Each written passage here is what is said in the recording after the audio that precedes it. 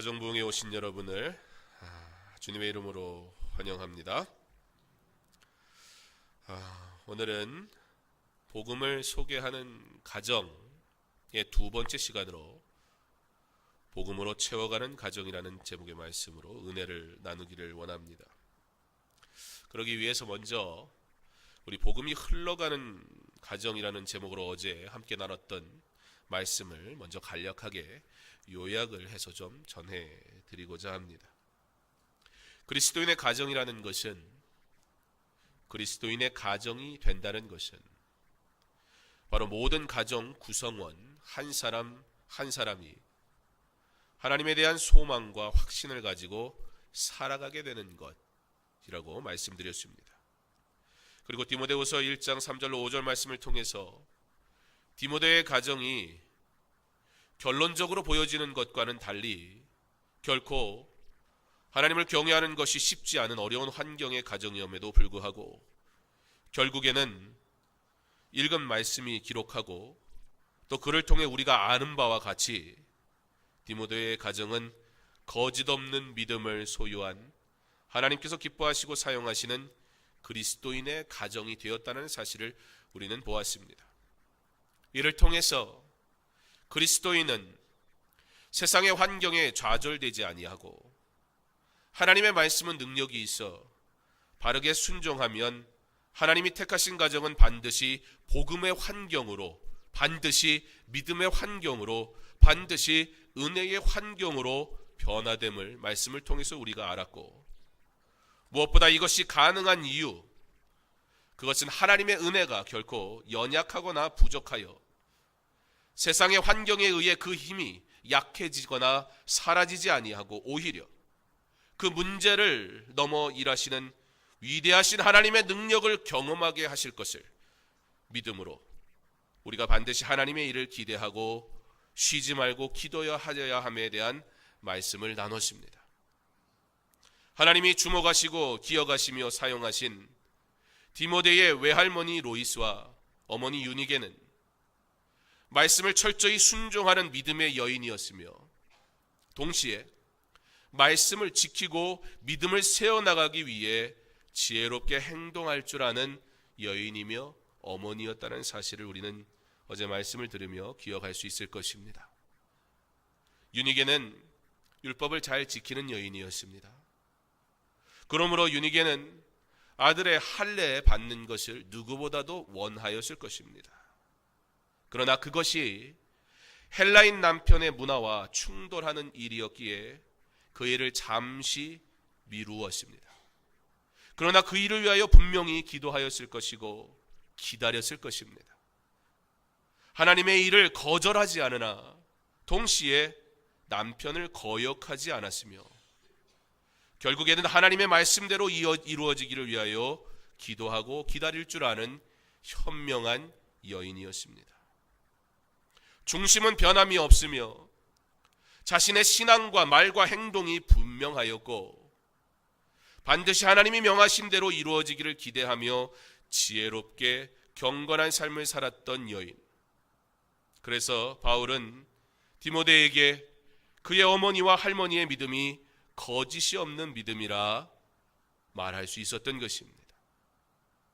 하나님 앞에 참 믿음을 가지고 살아가는 부모는 반드시 삶의 모든 영역에서 하나님을 가르치고 하나님을 보여줍니다. 그렇게 복음을 흘려보내는 가정으로서의 삶을 충실하게 살아갑니다.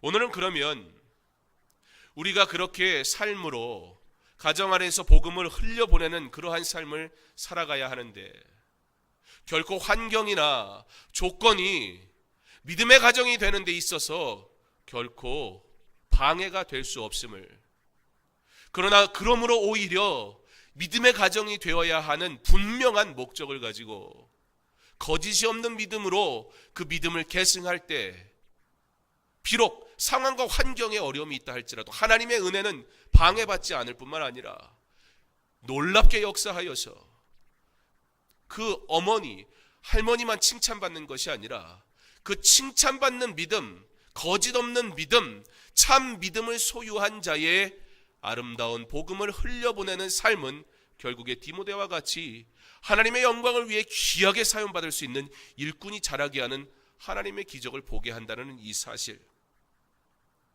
그렇다면 그냥 흘려보내라는 그 말, 도대체 구체적으로 어떻게 우리가 그 일을 행할 수 있겠는가?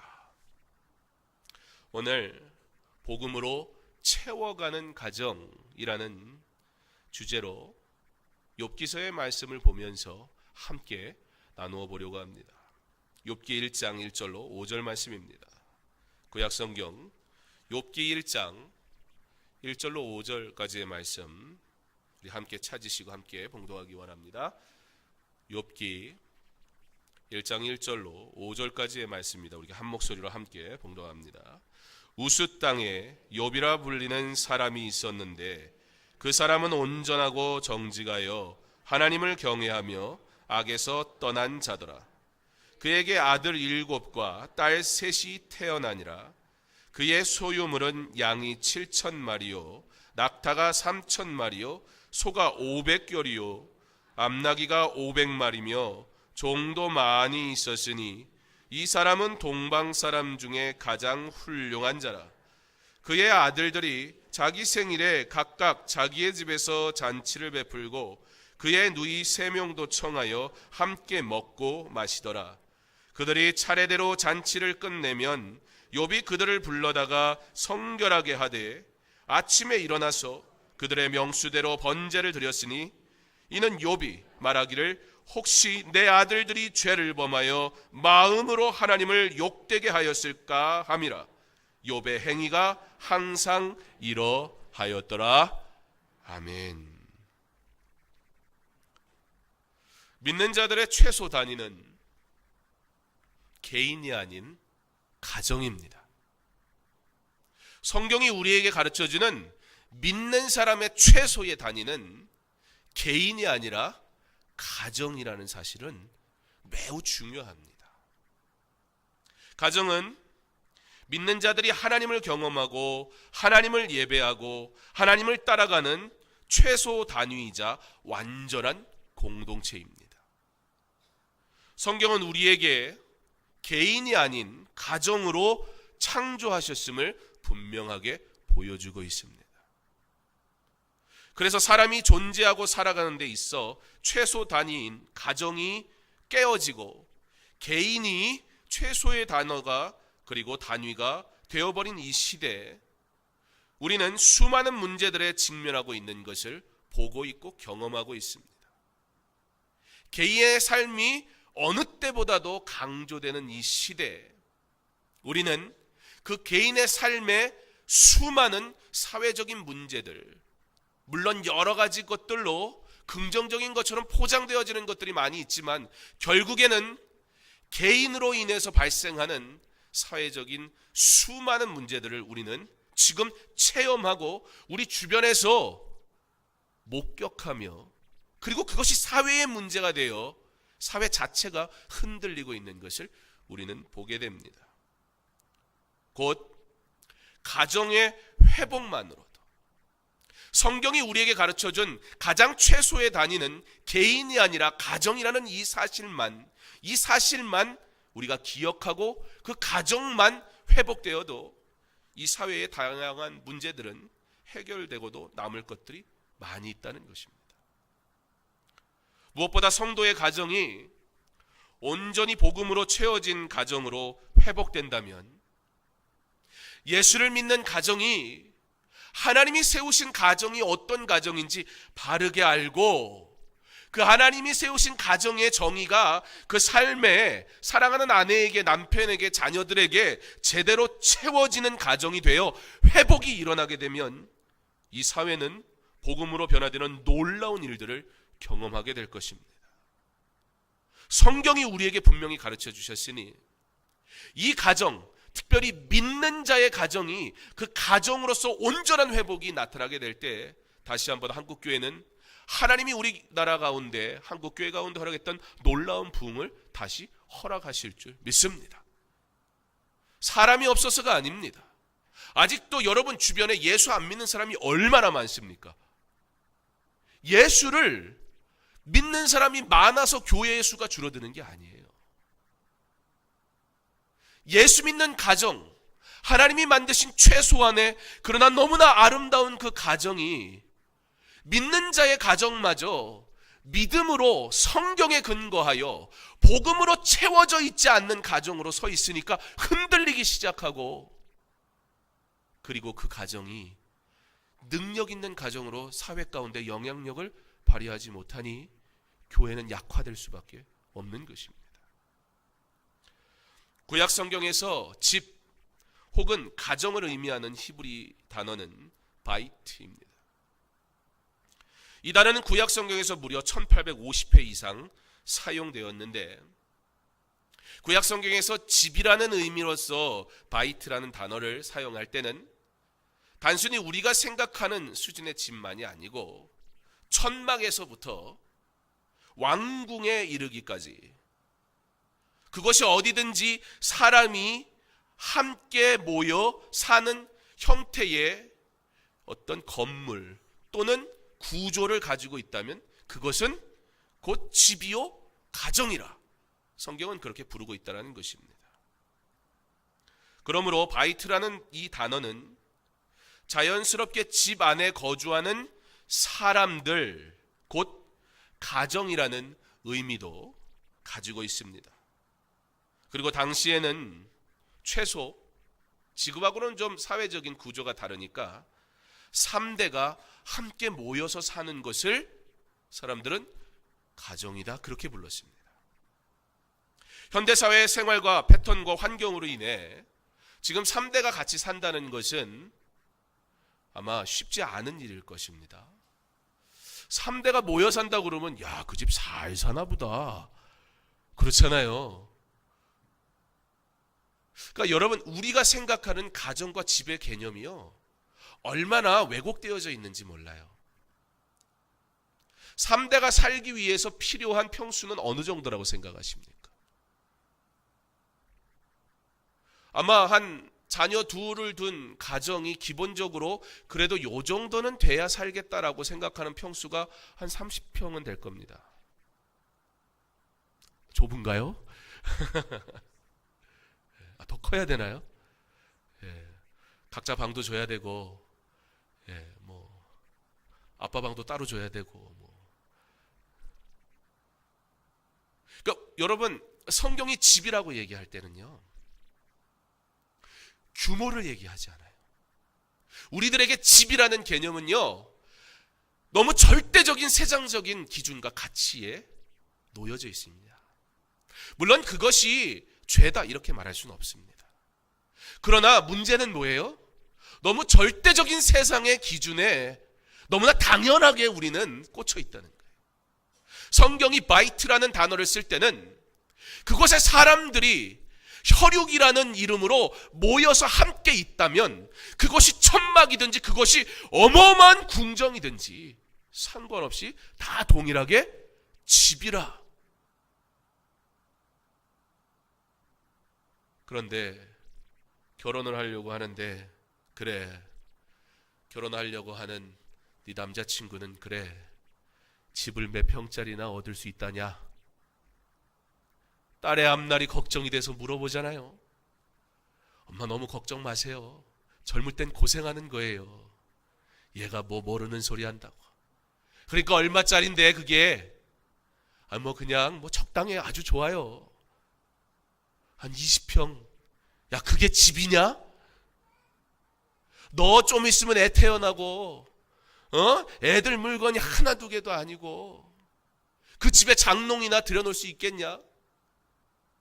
너 가진 옷이 몇 벌인데, 너한테 사준 옷이 몇 벌인데 10자짜리 장롱 하나 들어갈 만한 집도 안 되는 그런 집에서 어떻게 살려고? 애들 집 놔두고 그 결혼하지 마 라고 말하는 분 여기 한 분도 없을 줄 믿습니다.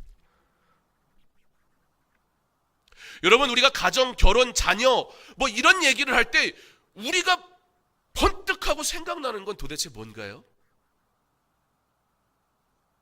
하나님이 우리에게 가정, 집, 그런 말씀을 성경에서 하실 때 하나님이 그 가정이란 말과 집이라는 말 안에 어떠한 의미를 담아놨는지 우리는 그거 하나도 모른 채 절대적인 세상의 가치 속에서 하나님은 하나님이고 그건 그거예요. 그것이 이루어지지 않으면 그건 가정이 아니고, 그것이 이루어지지 않으면 그거는 집이 아니라, 예, 맞아요. 그것이 이루어지지 않으면 그건 집이 아니에요. 그것이 이루어지지 않으면 그것은 가정이 아니에요. 곧 하나님의 말씀, 하나님이 말씀하시는 가정이란, 집이란 개념이 그것에 이루어지지 않으면 그것은 절대 가정이 아니고 그것은 절대 집이 아니어야 합니다. 그런데 우리의 기준은 그렇지 않더라는 거예요. 결혼하면서 우리 둘이 함께 모였으니 우리가 거하는 곳이 곧 집입니다 라고 고백한 신랑 신부 있습니까? 아니 뭐 이게 둘이 눈 맞아 너무 좋아가지고 배는 게 없으니까 그래서 그런 얘기 할 때 말고, 정말로 믿음으로 하나님이 우리 두 사람을 만나게 하셔서 거하게 하신 그곳이 바로 집이요 가정입니다 라고 고백하며 출발을 한 부부는 몇 사람이나 있습니까? 성경이 분명하게 그것이 가정이라 우리에게 말하고 있는데도 불구하고 말입니다. 여러분, 자녀들에게 너희들이 결혼하라 라는 승낙을 할 때 너희 두 사람이 만난 것은, 믿음의 사람이 만나는 것은 하나님이 짝지어 주신 것인데, 집이라는 것은 너희 상황과 형편에 따라, 또 부모가 도울 수 있다면 돕는 수준에 따라 얻게 되겠으나 그것은 어디까지나 외형적인 건물이지 그것이 집이 아니라, 너희 둘이 함께 한 이불을 덮고 한 침대에서 자고 그리고 가정을 이룰 때 그것이 집이 되고 가정이 되지, 두 사람이 한 몸을 이루지 않는 그 순간 아무리 평수가 넓고 화려하고 해도 그것은 더 이상 집이 아니요 더 이상 가정이 아니라는 사실을 꼭 명심해라. 그것을 가르치며 자녀의 결혼 약속을 받는 부모는 얼마나 있습니까? 제가 여러분에게 새로운 걸 말씀드리는 것이 아닙니다. 성경이 집이라는 개념을 우리에게 분명하게 그렇게 가르쳐주고 있습니다.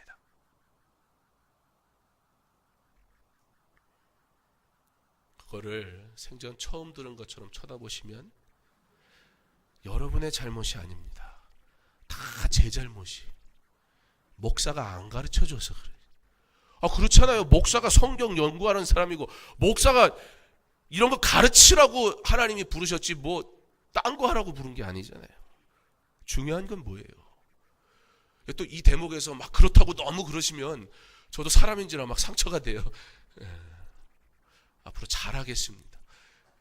대신 제가 얘기하면 제가 얘기했다 생각 마시고 하나님이 말씀에 의해서만 전할 테니까 하나님의 말씀을 꼭 받으시고 들으시고 지키시기 바랍니다. 여러분, 예수 믿으면 횡재하는 거예요. 문제는 예수를 믿는데 예수를 잘 안 믿어서 문제지요. 예수만 잘 믿어도요, 이 세상 살아가는 놀라운 진리를 알아요. 이 가정이요, 정말 가정이라는 의미가 뭔지 알고 시작했다면 이렇게 흔들릴 수가 없어요. 적어도 예수 믿는 사람들의 가정은 말이에요. 그래서 예수 믿는 사람들이 만나야 되는 거예요. 굉장히 중요해요, 그게. 물론 모두 다 믿음의 가정으로 시작할 수는 없지요. 누군간 처음이 있으니까. 누군간 복음을 전해줄 사명을 받긴 하니까. 그러나 그것을 빌미로, 그것을 핑계로 하나님이 맺어주는 짝을 내 인간적인 방법으로 만나려 해서는 절대 안 됩니다. 하나님 앞에 맡겨야 돼요. 그리고 예수 믿지 않는 그 사람을 죽도록 사랑하게 하신다면 하나님, 이 영혼이 구원받게 하옵소서. 그것 먼저 눈물로 기도하고 결혼해야 돼요.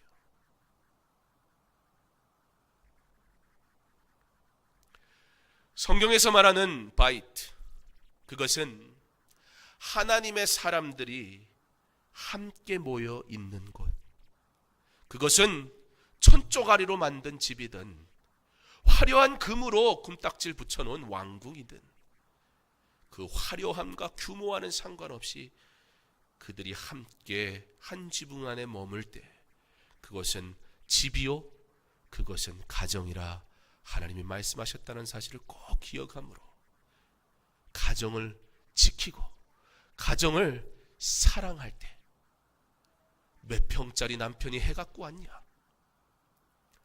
얼마나 좋은 장롱 아내가 들고 왔냐, 그걸로 우리 집은 멋있어 끝내줘, 그거 장롱 그까짓 거 대단한 거 해갖고 와봐요. 애 태어나 보세요. 문짝 매달리고 잡아당기고 그거 뭐 얼마나 가요. 그거 그냥 비싸면 비쌀수록 속만 상해요. 이놈의 걸 뭐하러 해갖고 와가지고 차라리 돈으로 들고 올걸, 좀 다 큰 다음에 살걸. 제가 그랬거든요. 저희 부모님이 목사님이시기 때문에 아들 결혼한다고 집 해줄 이유도 없고 능력도 없고 그렇잖아요. 목사가 아들한테 뭐 결혼한다고 무슨 집을 해줘요. 저희 아버지도 가진 게 없는데 그달 쓰면 끝인데 뭘 평생을 그러고 사셨어요. 다소 바라지도 않아요. 제가 한 가지 관심이 있었던 건 저희 아버지 책. 제가 목사가 되기로 했으니까. 그래서 그 책을 제가 다 받았거든요. 이제서 저희 형님이 목사 돼가지고 늦었죠. 뭐 제가 다 가졌는데. 그래서 먼저 순종하는 사람이 복 받는 거예요. 뭐 주고 싶어도 못 줘요. 저 남아공에서 지금 공부하고 있어서. 뭐 개인적으로 제가 부럽긴 해요. 제가 너무나 가고 싶었던 학교 중에 하나거든요. 근데 뭐 그 남들은 그렇게 어렵게 가는 학교를 그렇게 쉽게 들어가는지 모르겠어요. 돈 벌러 갔다고 어쩌고 저쩌고 저 이 학교 다녀도 될까요? 그랬더니 오라고 해서 들어가 버렸어요. 무슨 학교를 그렇게 쉽게 가는지.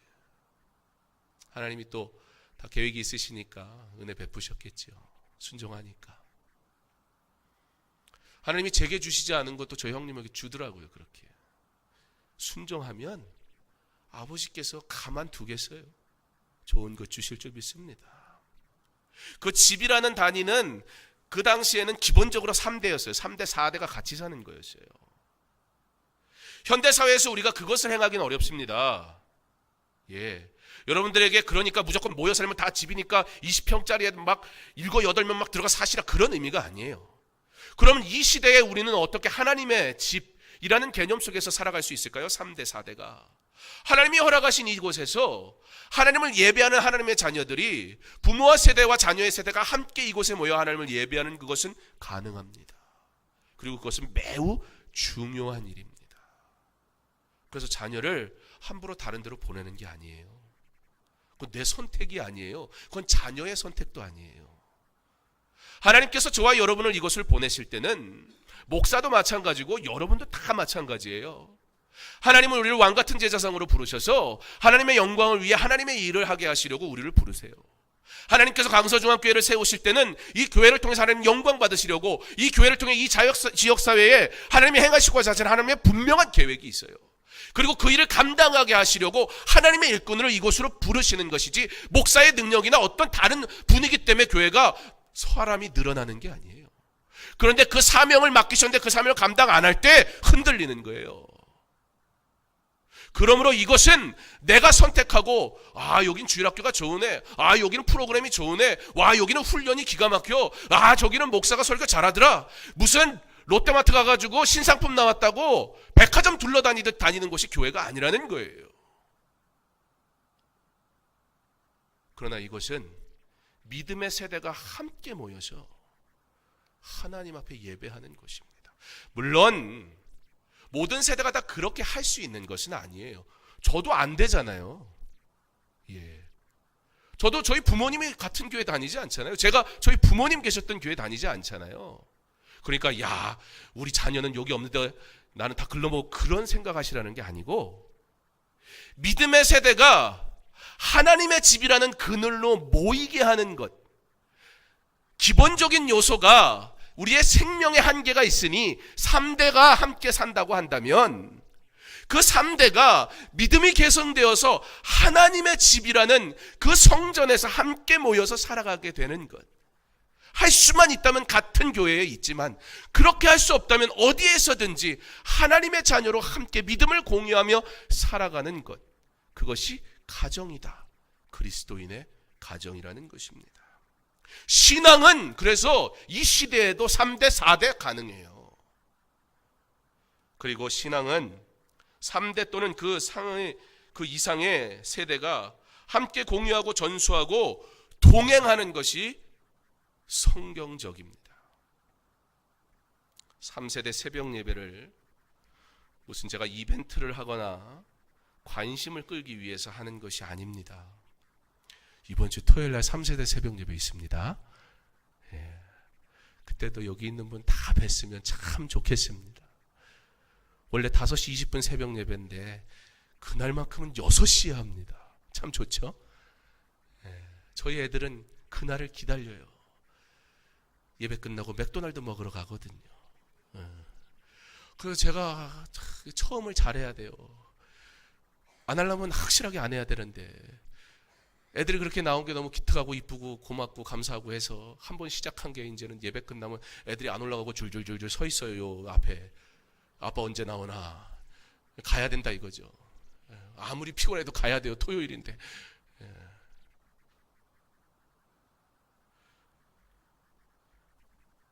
3세대 새벽 예배. 물론 3세대 새벽 예배에 참석하지 못했다고 해서 믿음이 부족하다 그런 의미는 아닙니다.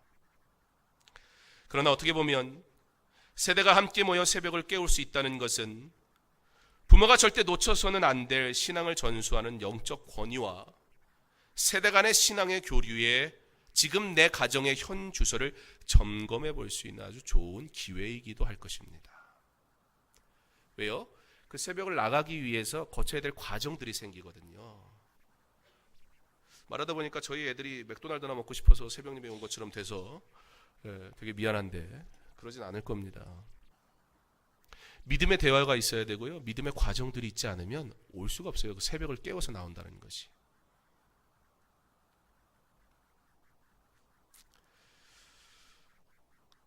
무엇보다 중요한 것은 이 바이트라는 단어가 집이라는 의미고 사람들이 함께 모여있는 곳이 집이기 때문에 성경에서 바이트라는 의미를 가정이라는 의미로도 사용하지만 또 하나의 의미로 사용하는데 그게 뭐냐면 바이트라는 단어는 가족을 넘어 하나님께서 임재하시는 성전을 지칭하는 단어로 사용되기도 합니다. 가정이 하나님의 성전이 되는 것, 그것이 하나님을 소망하고 확신하는 그리스도인 가정이 소유하는 축복입니다. 우리가 살고 있는 집과 하나님께서 계신 성전이 같은 단어 바이트로 표현된다는 것은 하나님의 임재가 있어야, 그 가정 위에 하나님의 임재가 있어야 올바른 가정이 될 수 있다는 의미입니다.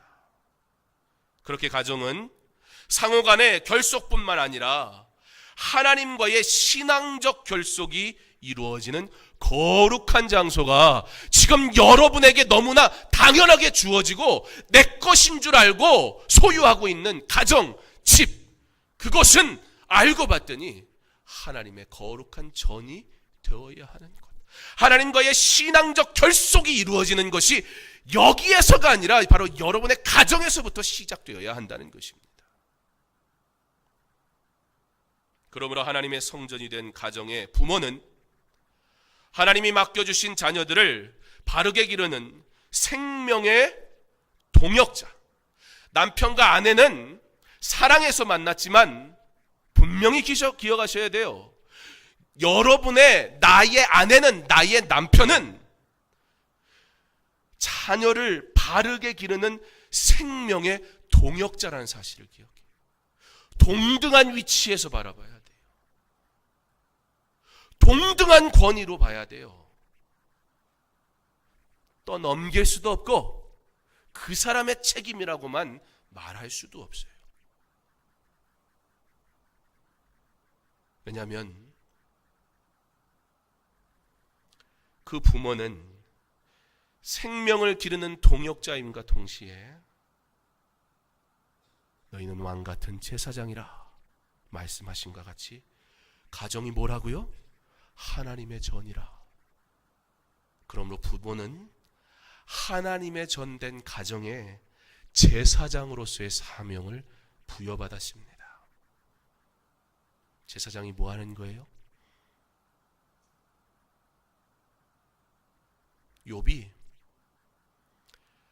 혹시 자녀들이 마음으로라도 하나님 앞에 범죄하였을까봐 그 자녀의 수대로 다음날 아침 번제, 회개의 제사를 올려드렸다 얘기합니다. 이 자녀가 마음으로라도 죄를 짓지 않게 하옵소서. 이 자녀를 위해 매일의 삶 속에서 기도하는 자, 문제가 있어서가 아니라 사고 친 게 아니라 그 자녀들이 서로 우애 좋게 형제들이 자기의 생일 때가 되면 초청을 해서 자기들 누이들까지 다 불러서 함께 화목하게 지냈어요. 그게 왜 잘못이에요? 그러나 그 화목함 속에서도 혹여나 하나님 앞에 바르지 않은 생각과 인간적인 생각으로 범죄했을까 두려워 욥은 그 자녀들을 불러서 그 자녀의 수대로 하나님 앞에 번제를 드렸다. 제사장으로서의 온전한 사명을 감당하는 것을 우리는 보게 됩니다. 그러면 이제 가정이 달라져요. 가정의 개념이 달라졌지요. 그리고 가정에 있는 나, 부모라는 나의 위치, 자격, 권한, 사명이 뭔지 이제 알게 되는 그 순간, 이 사명 깨달을 때 이제는 하나님의 전된 가정에서 부모의 말과 계획과 생각은 분명한 변화를 가져올 수밖에 없어요. 여러분, 목사가 목사답지 않게 말하면 뭐라 하시겠습니까? 하나님의 전에서 하나님의 말씀을 선포할 때 목사가, 말씀을 맡은 자가 말씀에 의지하여 하지 않고 인간적이고 세상적인 얘기를 한다면 여러분 뭐라고 하겠습니까? 가만히 있겠습니까? 뭐 저런 목사가 다 있냐고 하지 않겠어요? 여러분은 하나님의 전된 여러분의 가정에서 뭐라고 말합니까? 자녀가 아직 어려서 또 다른 집을 뛰쳐나가기에는 능력이 안 돼서 혹시 참아준다고 생각한 적은 없습니까? 물론 과도한 표현이긴 합니다. 나는 아버지라는 이름으로, 어머니라는 이름으로, 혹시 신앙이라는 이름으로 과격한 자는 아니었습니까?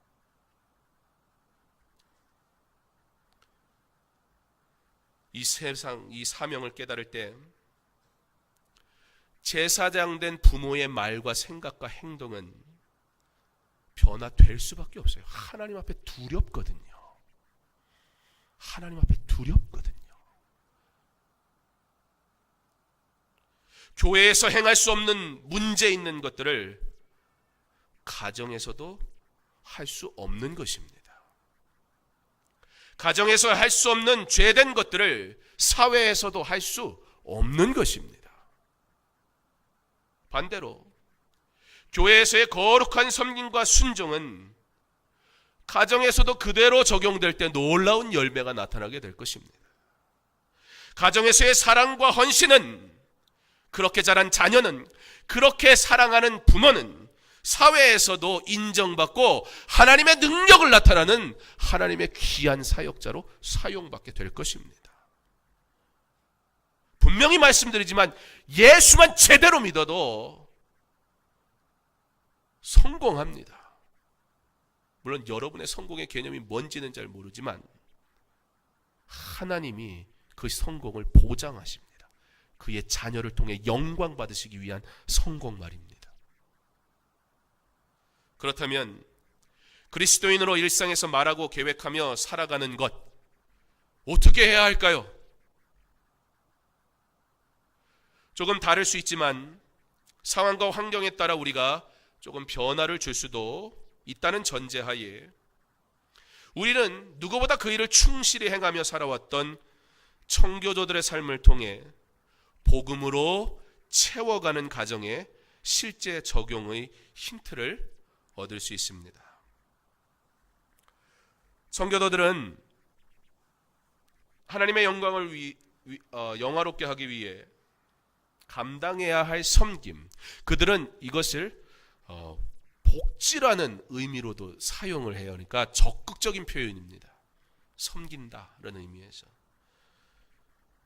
그런 공동체를 규정할 때 하나님을 영화롭게 하기 위해 감당해야 할 섬김이 필요로 하는 공동체라고 했을 때 첫째는 사회였습니다. 그리스도인은 사회에 책임 있는 자로 살아갔어요. 그리스도인은 이 사회의 문제를 그냥 지나치지 않았어요. 그리고 실제 한국의 역사 속에서도 그리스도인들은 나라와 민족과 이 사회를 위한 일들을 위해 십자가를 지는 마음으로 복음을 위해 교회를 세우고 살리기 위해 적극적으로 일했던 것을 우리는 봅니다. 그리고 또 하나는 하나님을 영화롭게 하기 위해서 섬기는 공동체, 또 뭐가 있어요? 교회가 있습니다. 그리스도인은 주님의 몸된 교회를 세우고 살리고 지키고 그리고 보존하기 위해 모든 것을 바쳐야 합니다. 그런데 청교도들에게는 이 두 가지뿐만 아니라 가정 또한 하나님의 영광을 위해 반드시 지켜야 하고 그리고 반드시 말씀으로 살아야 할 공동체로 사회와 나라와 민족과 국가뿐만 아니라 교회뿐만 아니라 가정을 동등한 위치에 두고 지켜야 할 곳, 섬겨야 할 곳으로 삼았다는 겁니다. 그래서 실제 청교도 목회자들은 하나님의 성전된 가정을 돌보는 일에 최선을 다했어요. 한국교회 목회자들은 신학이 너무 빈곤한 상태에서 목회를 할 수밖에 없었고 저처럼 많은 다양한 책을 보고 또 배울 수 있는 기회를 갖지 못했었기 때문에 성경을 온전히 다 이해하는 데 있어서 한계가 있어요. 특별히 이 가정이라는 부분에 있어서 목회자들이 어떻게 보면 목회자의 헌신이 곧 교회의 부흥이나 또는 은혜로움과 직결되는 경향이 많아서 목회자의 가정이 희생되는 경우가 굉장히 많았는데 청교도들에게 있어서는 그래서 말씀이 제대로 정립이 돼야 돼요. 사회, 교회와 동등할 정도로 가정을 잘 돌보는 것이 목회자의 사명이었어요. 그런데 한국교회는 가정을, 자녀를 등한시하며 교회에 충성할 때 헌신하는 목회자, 믿음 좋은 목회자라는 왜곡된 시선을 가지고 있었던 것도 사실이에요. 오해하지 마십시오. 야, 이제 제대로 가족들이랑 놀러 가려고 그러는구나. 뭐 그렇게 이해하지 마시고.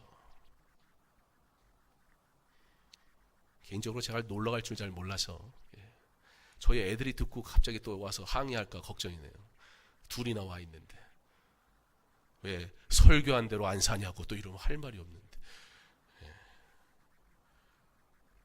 여러분 가정이 그래서 제일 어려운 거예요. 가정 목회가 잘 되는 사람이 목회도 잘하는 거예요. 가정 살림이 잘 되는 사람이 사회생활도 잘하는 거예요. 왜요? 밖에선 그런 척 할 수 있지만 집에서 다 아는걸요. 뭘. 디도서에서 가르쳐주는 장로의 자격은 여기서 장로라 하면 목사를 포함하는 것입니다. 우리 교단에서도 장로교인데 장로는 두 가지로 나뉘죠. 성례권과 설교권과 치리권을 가지고 있는 목사가 있고 치리권을 가지고 있는 장로가 있습니다. 그래서 우리 대한예수교 장로의 장로님들은 성도를 돌아보고 목양하는 일에 목사를 도와서 일을 하고 성례를 수발 들고 직접 집행하는 것이 아니고 그러한 장로의 역할이 있습니다. 그러니까 오늘 이 부분을 그냥 무조건 우리가 인식하는 장로님으로만 이해하지 마시고 장로의 자격을 이렇게 얘기합니다. 책망할 것이 없고 한 아내의 남편이며 방탕하는 비난을 받거나 불순종하는 일이 없는 믿는 자녀를 둔 자라야 할지라. 이게 교회 앞에 섬기도록 부름받은 자들이 감당해야 될 사명이라는 것입니다. 부족한 우리가 이것을 어떻게 가능케 할 수 있을까요? 그 시작은 내 가정이 하나님의 전이 되게 할 때, 내 가정을 내 소유고 내 마음대로 할 수 있다고 생각하면서 어찌 우리 자녀가 예수 믿는 자가 되기를 바랄 수 있습니까? 하나님이 내게 허락하신 사람들이 모여있는 집이라는 것, 가정이라는 것은 성경은 집이라 가정이라 표현하는 그 단어를 동일하게 하나님의 전이라 가르쳐 주시므로 하나님의 임재가 임하는 곳, 그것이 가정이어야 한다는 사실을 우리에게 분명하게 보여주고 있습니다. 그때에 복음으로 채우는 가정이 될 때 바로 장로는 이러한 장로의 책무를 감당하기 위해 가져야 할 자격을 얻게 될 것입니다. 내가 만드는 것이 아니고. 그러면서 청교도 목회자였던 리차드 백스터는 경건한 자손의 부모가 된다는 것은 결코 작은 은총이 아니다. 이것은 결혼이라는 제도의 목적이기도 하다라고 말했습니다. 요즘 시대에 돌아가는 풍조가 우리 하나님 앞에 얼마나 죄악된지, 우리의 자녀 세대들마저 이 결혼의 문제에 대해, 결혼의 조건에 대해 무엇이라 말하는지 분명하게 기억해야 합니다. 우리가 잘 알고 있는 유명한 영적 고전인 예수를 바라보자라는 책을 쓴 아이작 암브로스는 부모들은 그들의 가정을 통해 그리스도의 영광스러운 왕국을 세우고 설립해야 할 사명을 가진다. 가정을 통해서 그리스도의 영광스러운 왕국을 세운다는 거예요. 바이트라는 것은 천막도 바이트고 왕궁도 바이트라고 그랬어요. 그곳에 주님 모시면 그곳이 왕궁됩니다. 60평 집에 들어가면, 롯데 캐슬에 들어가면 캐슬에 사는 게 아니고 그곳에 주님 모시면 그것이 왕궁이 되는 줄 믿으시기 바랍니다. 청교도들은 성경의 원리대로 자녀는 하나님의 선물이라고 고백하였고 남편과 아버지의 머리됨을 성경의 명령으로 간주했습니다. 이 말은 남편이나 아버지가 머리 된다는 이 말은 주종의 관계가 아니에요. 아내에게 복종하라 했다고 남편이 주인이 되고 아내가 노예가 된다는 의미가 아니에요. 오히려 남편과 아버지의 머리됨이라는 말은 가족 안에서 책임의 영역이 구별되었다, 그 의미예요. 책임이 많다, 그 얘기예요. 그리고 그 권위는 아내의 신앙적인 교훈과 영적 권면을 방해하지 않는 선에서, 당신이 뭘 안다고 그래, 그건 남편이 권위 있는 행동이 아니라는 거예요. 조용히 있어. 하나님은 그런 말 하라고 성경에 가르쳐주지 않으세요. 제가 젊은 사람이라 하는 소리가 아니라 이 성경 말씀은 수천 년 전에 쓰인 거니까. 주종의 관계가 아니라 남편이 머리 된다 하면 이 가정이 하나님의 전이 되는 일을 위해 가장 큰 책임을 부여받은 자가 아버지다, 그 뜻이에요. 그리고 아내가 자녀들을 신앙적으로 교훈할 때 그 영적인 권면을 방해할 권한이 없다. 그 범주에서 주어진 권위, 그것이 아버지, 남편의 머리됨. 그렇게 남편과 아내는 함께 신앙적인 권면을 해야 할 의무가 있는 것입니다. 그렇다면 청교도들은 일상 속에서, 그리고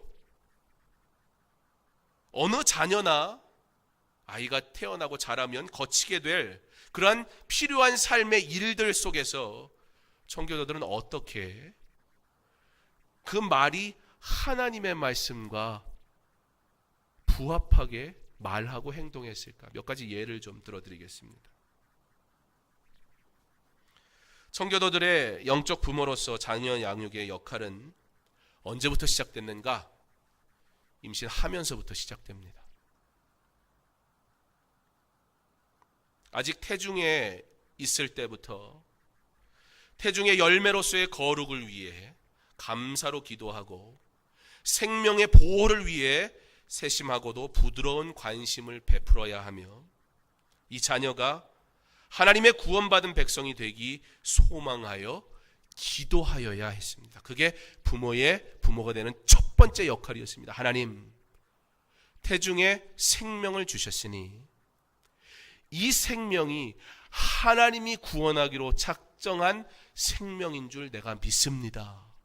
구원받은 백성 되게 하시고 구원받은 백성으로 양육하게 하옵소서. 그 기도가 첫 번째 부모가 자녀 양육하는 시작이어야 해요. 두 번째로, 요즘은 의학이 발달돼서 그렇지 않지만 당시에는 유산이 흔한 일이었고 때문에 산모의 건강에 특히 더 세심한 주의를 기울여야 했으며 남편은 아내가 임신 중일 때와 출산할 때 부드럽고 세심하게, 이 청교도의 남편에게 있어서 행동 지침에 대해 표현을 할 때 부드럽고 세밀하게라는 표현을 잘 써요. 제가 지금 만든 용어가 아니라 부드럽고 세밀하게, 그게 남편이어야 된다는 거예요. 이제 앞으로는 제가 얘기해서가 아니고 제 말이 아닙니다. 사랑하는 아내에게 가정의 머리 된 남편 여러분, 어떻게 해요? 우리 여성분들이 하시려고 그러네요. 남편분들 어떻게 해요? 부드럽고 세밀하게. 그게 남편이랍니다. 만일 남편의 무관심과 부모의 부주의로 인하여 아이가 유산된다면 그들은 범죄한 자가 되고 책임을 져야 했습니다. 생명에 대한 책임이 부모에게 있기 때문입니다. 어머니에게만 책임이 있는 게 아니에요. 오히려 아이를 잉태했기 때문에 연약해진 아내를 부드럽고 세밀하게 돌아볼 책임이 남편에게 있고, 그것이 권위를 가진 남편의 역할이었다는 겁니다. 주종 관계가 아니라 명령하는 관계가 아니라 더 막중한 책임을 진 자가 누구냐? 아버지라는 것입니다. 1958년 3월 둘째 주에 태어난 영국의 뉴캐슬이라는 지역의 아이들의 인생을 50년 동안 추적을 했답니다. 연구 결과 아빠의 양육이 아이의 유년기는 물론 성인이 되어서까지 영향을 미친다는 사실이 밝혀졌습니다. 아빠가 양육에 적극적으로 참여한 자녀들은 유년기의 삶뿐만이 아니라 그들이 30대와 40대가 되었을 때 책임 있는 아버지로서의 역할을 얘기하는 거예요. 권위 있는 아버지가 아니라 30대, 40대가 되었을 때 아들에게 얼마나 긍정적으로 자부심을 심어주면서 그 아이들의 양육에 참여했느냐에 따라 이 30대, 40대 그들이 살아가는 삶을 봤더니 세상의 지표라는 것이 다른 것으로 구별할 방법이 없다 보니 사회적인 지위가 얼마나 높으냐 그걸로 구별을 해봤더니 절대 다수가 어릴 때 아버지가 얼마나 자녀의 양육에 부드럽고 세밀하게 관여했으며 30, 40대의 삶을 살 때 적극적으로 지원하고 돈 지원하고 그런 얘기가 아니에요. 그의 바른 방향의 삶을 위해 아버지가 얼마나 30, 40대의 자녀들에게 관심을 가졌나에 따라 그 아이들의 사회적 위치가 극도로 차이가 나더라는 거예요.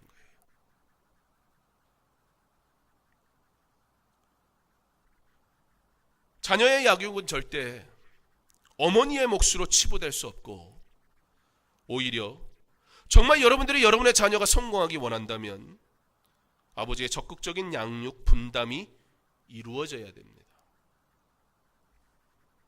특별히 딸에게 아버지의 역할은 굉장히 중요합니다.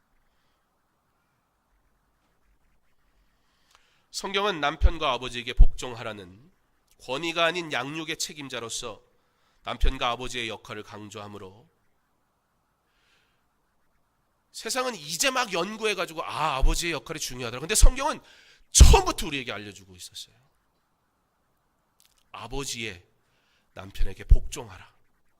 그것은 이 모든 양육, 가정을 아우르는 데 있어 절대적인 책임을 가진, 가장 큰 부담을 가진 남편이기에 머리됨에 대한 복종을 하라는 거지, 머리 숙이고 아무 소리도 못하고 매 맞고 살라는 얘기가 아니에요.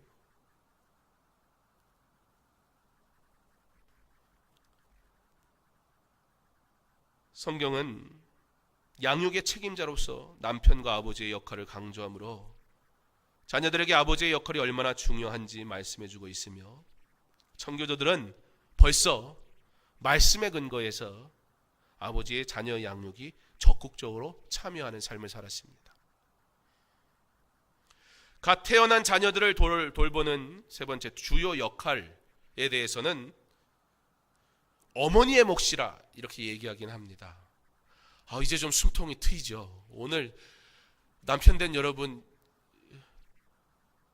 정말 부흥회 오늘 3일째인데 3일 중에 딱 오늘 나왔는데 하필이면 잘못 나오셔가지고 된통 당하고 돌아가시는 여러분, 저도 남자니까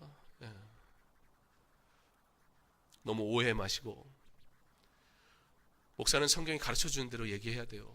제가 불리하다고 얘기 안 하고 그러면 저도 혼납니다, 하나님한테. 어머니의 몫이 굉장히 중요해요. 갓 태어난 아이에게 있어서. 그러면서 한 가지 예를 드는 게 뭐냐면 모유수유예요. 여러분 벌써 보세요. 모유수유는 분유 살 돈이 없어서 하는 사람이 모유수유 아니었나요? 물론 요즘에는 그렇게 생각하는 사람 절대 없죠. 모유수유가 못해서 문제지, 모유수유가 아이 두뇌에도 좋고, 뭐 하다 못하면 모유수유를 하면 다이어트에도 좋고, 뭐 별 얘기가 다 있잖아요. 뭐 과학적으로 어느 정도 증명이 되는지 모르지만, 어쨌든 세상이 이제는 그런 것들을 증명할 수 있는 시대가 되어서 알지만, 청교도들은 이미, 아니 성경은 이미 우리에게 갓 태어난 아기에 있어서 어머니의 젖이라는 것이 얼마나 중요한가 얘기해주고 있어요. 여러분, 성경을요 그냥 옛날 얘기, 잘 이해할 수 없는 어떤 얘기라고 생각하지 마세요. 성경은 굉장히 일상적인 얘기이고, 성경은 하나님이 우리에게 주시는 은혜의 통로이기 때문에 우리의 삶 가운데 우리가 누릴 수 있는 하나님의 축복들이 담겨져 있는 메시지입니다. 문제는 안 읽으니까 모르지요. 듣지 않으니까 깨닫질 않지요. 모르니까 행할 수가 없지요. 근데 갓 태어난 아기에게 어머니는 적극적으로 아이에게 모유수유를 해야 되는데, 그 모유수유를 할 수 있도록 환경을 만들어주는 것은 아버지의 몫이라는 거예요. 결국 세 번째도 비껴가진 않습니다. 그런 면에서 우리 교회도 우리 아기 엄마들이 잠옷실에서 모유수유를 마음껏 할 수 있도록 적극적으로 배려를 좀 해야겠다. 저 칸막이 하나 좀 치자 그런데 그게 잘 안 되네요. 제가 적극적으로 말을 안 해서 그런가, 뭘 어떻게 해야 될지 아직 잘 몰라서 그런가, 언젠가 되겠죠. 누군가 하겠죠.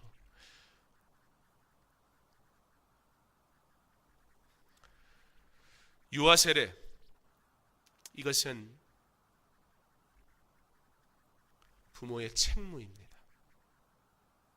하나님을 향한 부모의 언약적 의무로 청교도들은 여겼습니다. 이것은 자녀 양육을 하는 데 있어서 하나님께서 선물로 주신 어린 생명이 하나님께서 신자들과 맺으시는 언약에 속한 백성이라는 확신에 기초하기 때문입니다. 즉 부모는 자녀들을 대신하여 언약의 책임을 떠맡은 것이며, 부모는 자녀들에 관하여 하나님을 대신한 청지기가 되는 것입니다. 그러므로 유아 세례를 행하는 것은 자녀는 믿음을 양육하는 매우 중요한 시작이 되는 것입니다. 청교도들에게 있어 자녀를 교육하는 목적은 그들의 구원과 경건을 이루기 위함입니다. 당시 청교도 사회는 자녀들의 영적 성장을 위하여 성경과 경건서적을 읽을 수 있도록 부모들이 꼭 자녀들에게 읽는 법을 가르쳐라, 이것을 법령화시켰습니다. 요즘은 너무 빨리 조기교육을 시켜가지고 애들이 복잡하게 아직 몰라도 되는 글을 벌써 배워가지고 엉뚱한 책 보고, 그게 문제인 세상이긴 한데, 청교도들은 법으로 자녀에게 글 읽는 법을 가르쳐주라 그랬어요. 왜냐?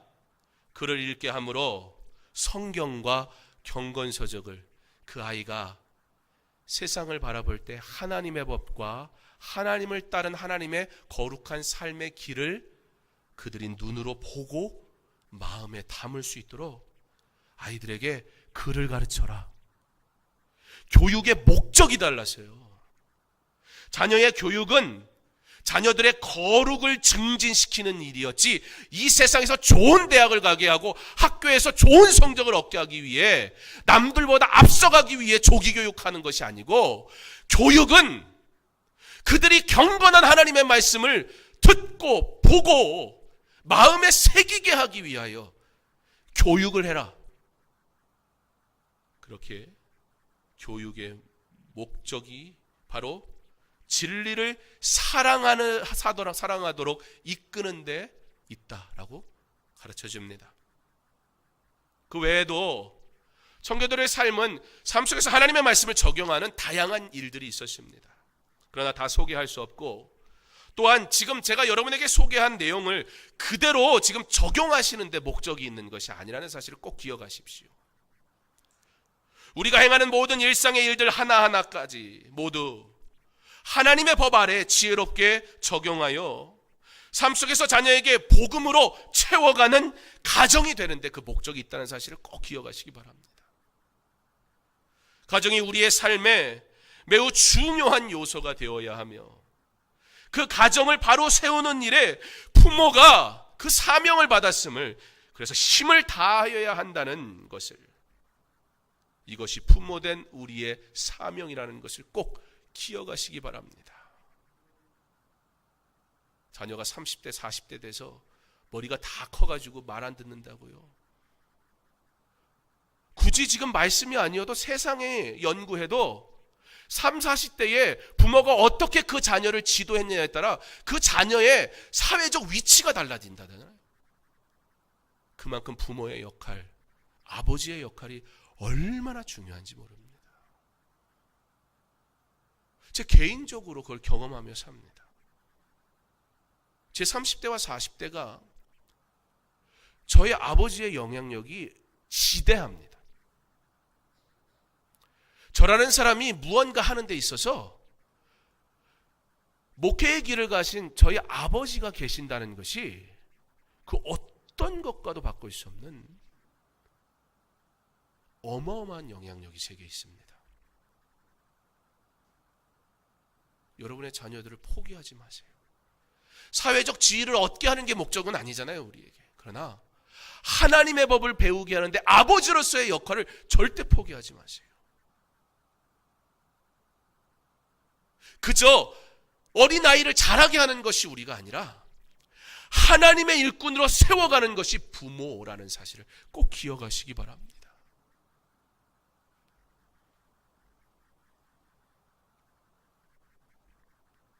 그렇게 하나님의 법 아래 지혜롭게 자녀의 삶 속에 복음으로 채워져가는 가정이 될 때, 그 가정에 하나님의 놀라운 일들이 나타나기 시작할 겁니다. 우리 강서중앙교회에 속한 가정의 자녀들 잘 돼야 되지 않겠습니까? 세상적인 가치 말고요, 하나님 보시기에 잘 돼야 되지 않겠습니까? 반드시 그렇게 이루실 줄 믿습니다. 그러므로 내게 주신 이 사명을 여러분 심각하게 고민하시고 어떻게 자녀들에게 이 복음을 채워갈 것인가 고민하세요. 주의 전에 나와서 엎드리세요. 울부짖으세요. 지혜 달라고, 능력 달라고, 믿음 달라고. 나의 세상의 것으로 여전히 세상의 것 쥐고 있으면서 그것 더러운 것, 죄악된 것 흘려보내지 말고 하나님의 것만 흘려보내고 하나님의 것만 채워넣을 수 있도록 디모데의 외할머니와 어머니와 같이 거짓이 없는 믿음, 거짓이 없다는 것의 반대가 뭐라고 그랬어요? 위선이라고 그랬어요. 아무 문제 없는 척, 괜찮은 척, 믿음 있는 척, 그리고 세상에서는 전혀 상관없는 삶을 살고. 그러나 오늘 말씀하시잖아요. 집, 그것은 우리가 흔히 말하는 집일 수도 있지만 집이라는 것은 가정이고 가정이라는 것은 곧 하나님의 전이며 하나님을 모시는 모든 곳이 바로 바이트, 집이요 가정이라. 믿음 안에 형제된 우리가 가족이요, 육신의 혈육관계로 여러분의 가정에 허락하신 그 가정이 가족이요, 성도가 함께 모이는 곳이, 그곳이 건물의 화려함과 상관없이 가족이라. 그곳에서 여호와를 모시고 복음을 채워 넣을 때 머리된 자가, 막중한 책임을 받은 아버지가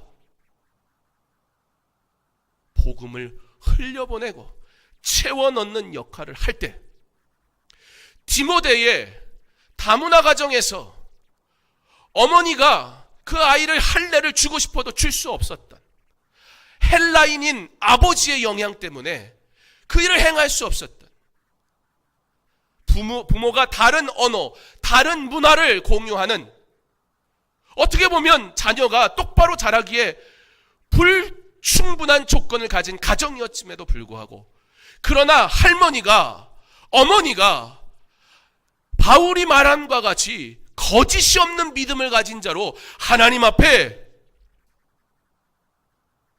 온전히 말씀 앞에 살 때 세상의 환경에 문제들이 문제가 되지 않더라는 거예요. 왜요? 하나님의 은혜가 세상의 것들로 방해받지 않기 때문이에요. 그리고 그 자녀된 디모데는 하나님이 너무 귀하게 사용하시는 하나님의 사역자가 되지 않습니까? 환경이 문제가 아니에요.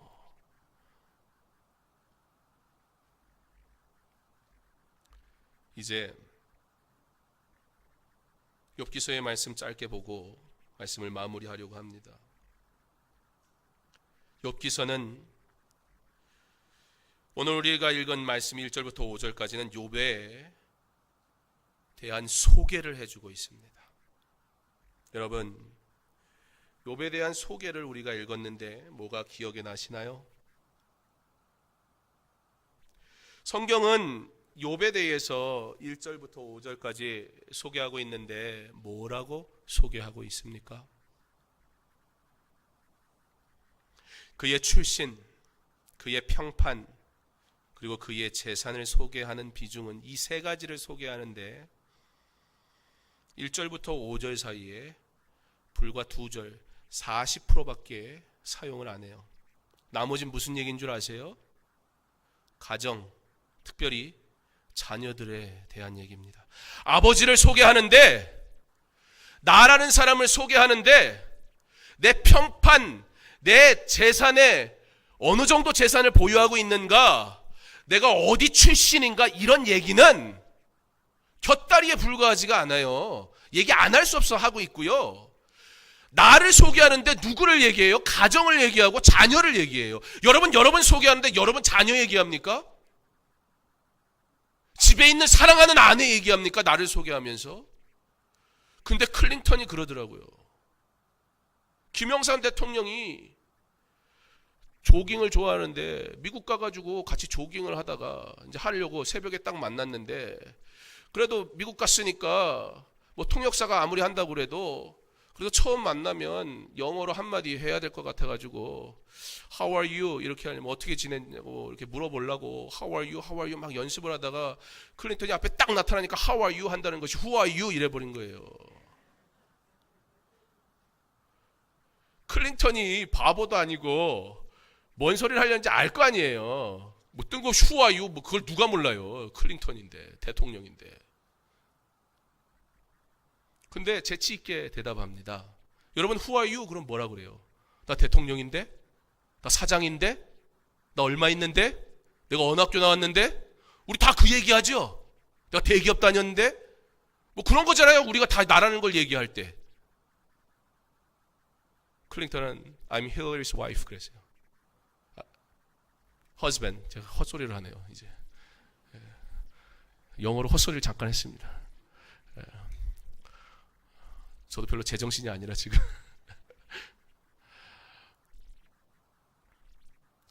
나는 힐러리의 남편입니다. 솔직히 대한민국 남편 여러분, 여러분이 누구냐고 물어볼 때 내 사랑하는 아내의 이름을 대면서 나는 누구의 남편입니다라고 남자가 가오가 있지 솔직히 할 수 있습니까? 여러분, 여러분의 사랑하는 아내가, 여러분의 사랑하는 남편이, 여러분의 사랑하는 자녀가, 여러분이 사랑하는 부모가 여러분의 가장 첫 번째 자랑이 되어야 함을 믿으시기 바랍니다. 그게 하나님의 말씀입니다. 하나님이 우리에게 사랑하라고 허락한 내 아내, 내 남편, 그리고 내 자녀, 내 부모임을 믿으시기 바랍니다. 욥에 대해서 소개하는데 욥에 자랑할 게 많은 사람이에요. 동방에서 그냥 그 동네에서 수준이 아니라 그 나라에서 수준이 아니라 그 당시에 그 당시니까 동방이지 요즘처럼 인터넷이 발달했다면 전 세계에서 대단한 사람이라고 인정받는 사람이라 그 소리예요. 지금 자랑할 게 없는 사람이 아니에요. 근데 욥에 대해서 소개하는데요, 그의 평판, 그의 사회적 지위, 그의 재산의 정도, 그의 출신, 이런 건요 그냥 다 뭉뚱그려가지고 이렇게 설명하고 가정, 그 중에 자녀 얘기해요. 진짜 멋있는 부모는 자녀를 지혜롭게 소중하게 여기고 자랑할 수 있는 사람이어야 해요. 내 자녀 서울대 갔다고 그런 얘기하는 거 말고, 그 자랑 말고, 내 아이가 하나님의 자녀예요. 우리 아이가 하나님 앞에 기도해요. 나는 그렇게 하나님을 사랑하는 아내의 남편이에요. 나는 그렇게 하나님 앞에 복종하는 남편의 아내예요. 그냥 여러분의 아내가 예쁜다고 그 얘기하라는 게 아니고, 내 자식은 다 이쁘니까 그냥 그 자식 자랑하는 게 아니고, 이 자녀가 하나님의 자녀예요. 이 배우자가 하나님이 내게 맺어준 귀한 사람임을, 하나님의 이름을 가지고 하나님의 은혜 안에서 자랑하라는 거예요. 그게 바로 복음으로 채우는 가정이 되는 것입니다. 욥의 신앙과 그의 경건한 삶이 바로 가족 중심으로 이루어졌습니다. 신앙의 자녀를 양육하는 부모가 된다는 것은 먼저 내가 하나님이 원하시는 신앙의 사람으로 만들어져 간다는 의미가 있다는 걸 꼭 기억하세요. 그렇게 신앙의 부모가 되어 자녀를 양육함으로 내 가정은, 내 자녀는 나라는, 성도된 나라는 자신을 보여주는 지표가 될 것입니다.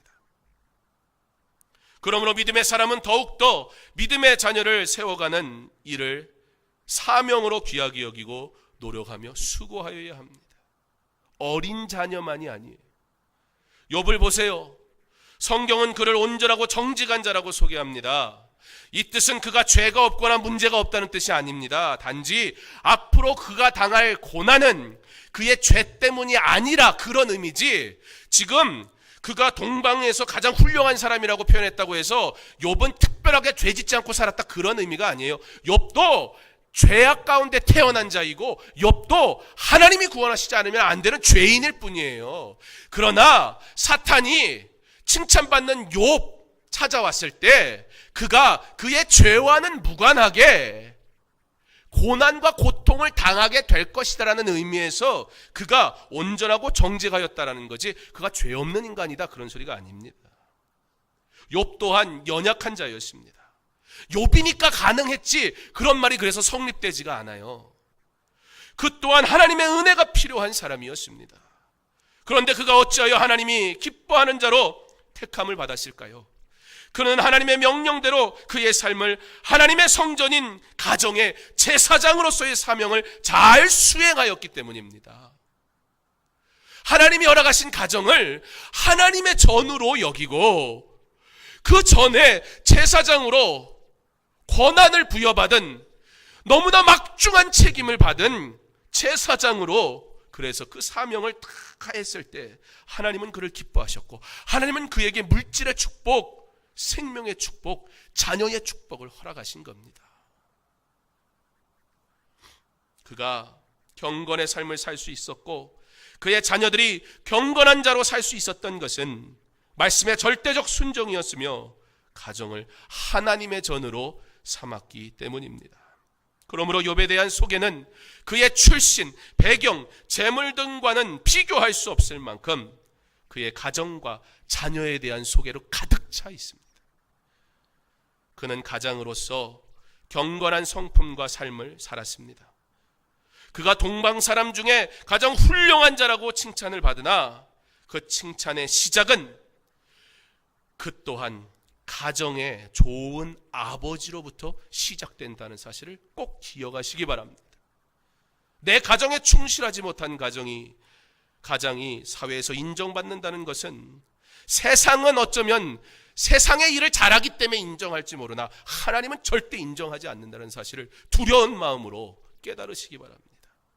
그런 막중한 책임이 있는 권한을 부여받은 남편을 그러므로 사랑하는 아내된 여러분, 존중하고 복종하고 격려하시기를 부탁드립니다. 남편에게 복종하지 않으면서 이 남편에게 책무만 강요하는 아내는 그 또한 하나님이 기뻐하시지 않습니다. 그리고 그렇게 하나님의 법 아래 살지 않는 부모를 보며 자라는 자녀, 하나님을 알기 어렵습니다. 그러므로 욥의 경건은 극심한 고난 속에서도 계속 유지가 되는 것을 우리는 보게 됩니다. 그리고 그가 하나님께 영광 돌립니다. 가정을 바로 세우는 것은 부모된 내가 바로 서는 것입니다. 부모가 바로 서는 것은 하나님의 일꾼을 바로 세우는 놀라운 사명을 수행하는 축복을 누리는 것입니다. 그러므로 부모가 되는 것은 축복입니다. 사랑하는 성도 여러분, 우리 가정은 하나님의 전임을 믿으시기 바랍니다. 그리고 여러분은 하나님의 전의 제사장으로 부름받아 온 가정이 하나님께 영광 돌리는 은혜의 자리로 초청하는 사명이 있음을 기억하시기 바랍니다. 그러므로 이 가정은 하나님을 향한 소망과 확신을 가짐으로 그리스도인의 가정이라 불리게 될 것입니다. 강서중앙교회 성도들의 모든 가정이 하나님의 성전되어 하나님께 영광 돌리고 가장 작은 공동체인 가정 하나하나가 모여 가족과 마을을 이뤄 하나님께 영광 돌리는 거룩한 공동체 강서중앙교회 될 수 있기를 간절히 원합니다. 하나님께서 여러분의 가정을 반드시 구원하시고 복 주실 줄 믿습니다. 그리고 그러한 가정 되기를 소망하며 힘차게 주 영광 위에 살아가시는 모든 성도들과 가정들 되시기를 주님의 이름으로 축원합니다.